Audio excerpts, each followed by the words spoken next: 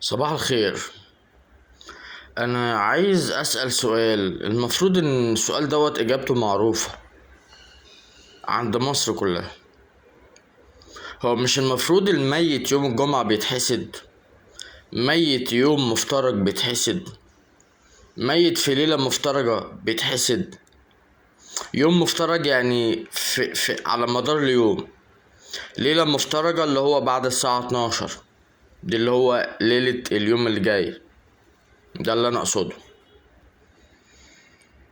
فاللي بيموت في يوم مفترج بيتحسد، واللي بيموت في ليلة مفترجة بيتحسد، والمريض بيتحسد، واللي متجوز بيتحسد، واللي جايب كوتش جديد بيتحسد، واللي جايب حزام جديد بيتحسد، واللي فاتح مشروع جديد بيتحسد.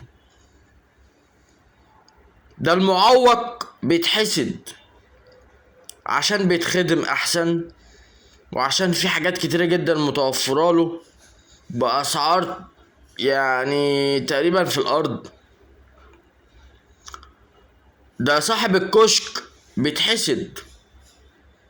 احنا عايشين مع شعب مريض بالحسد، مريض مريض بالحسد.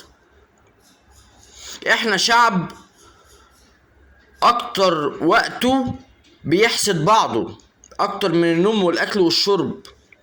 شعب بيحسد بعضه ليل نهار. عندنا وقت كتير جدا جدا جدا جدا جدا جدا نحسد بعض، اكتر من الشغل والاكل والشرب والخروجات وعبادة ربنا. اكتر حاجة بنعملها مع بعض وفي بعض ان احنا بنأذي بعض، واكتر حاجة بنعملها النميمة، واكتر حاجة بنعملها برضو الحسد. احنا شاطرين جدا جدا جدا.